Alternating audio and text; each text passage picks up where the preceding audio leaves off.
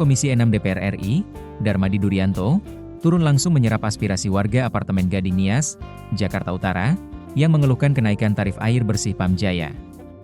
Dalam kunjungannya pada Minggu, 26 Oktober 2025, Darmadi menyebut bahwa banyak warga merasa terbebani oleh tarif baru yang mulai berlaku awal tahun ini. Banyak keluhan yang disampaikan, terutama soal kenaikan tarif PAM yang sangat memberatkan, ujar Darmadi pada Sabtu, 25 Oktober 2025. Darmadi mengungkapkan bahwa beberapa warga bahkan telah mengadu langsung ke Gubernur DKI Jakarta, namun belum mendapat tanggapan yang jelas. Sampai hari ini belum ada penjelasan dari pemerintah daerah, tegasnya.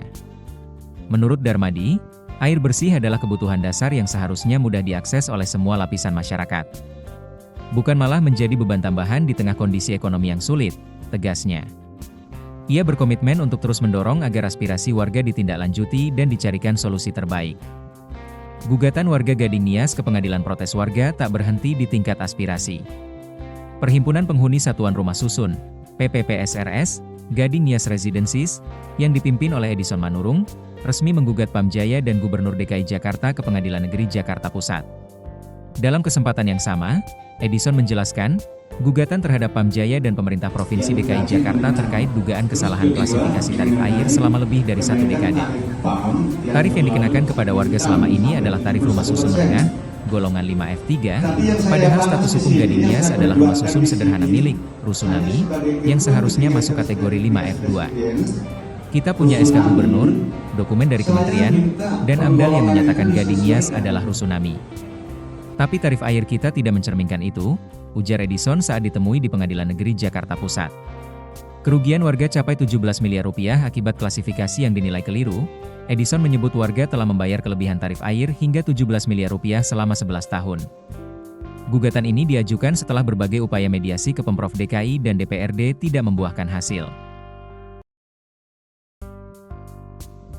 Yang ditagi mengenai, terus kedua mengenai kenaikan tarif PAM yang terlalu signifikan sampai 71%.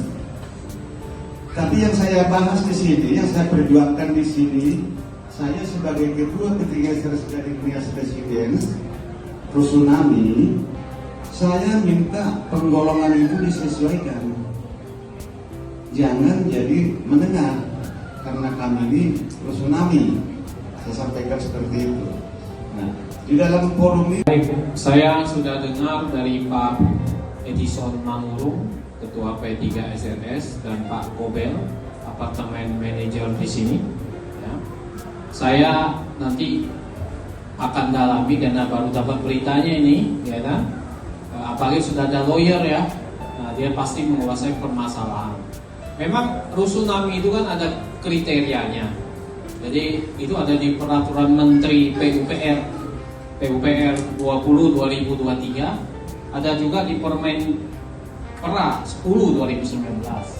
Nah, itu yang sangat memberatkan Bapak Ibu sekalian kan? Nah, yang tadinya bayar berapa? 100.000 jadi 500 jadi 300 gitu kan. Jadi 200 itu cukup berat ya, apalagi kalau pendapatannya hanya 3 juta gitu kan, berarti hampir 10% ya. Nah ini kita sadari itu, nanti aspirasi ini bagus, kita akan dalami ini, makanya dokumen-dokumennya nanti kasih ke kami ya, nanti lawyernya juga. Dalam dokumen gugatan, warga meminta pengadilan menetapkan bahwa Gading Nias masuk dalam kategori tarif air golongan 5F2, serta menuntut pengembalian dana kelebihan bayar yang selama ini masuk ke Pamjaya. Uang itu milik warga. Kami minta dikembalikan, tegas kuasa hukum warga, Haris Chandra. Edison juga menyayangkan lambannya respons Gubernur DKI Jakarta Pramono Anung terhadap keluhan warga berpenghasilan rendah.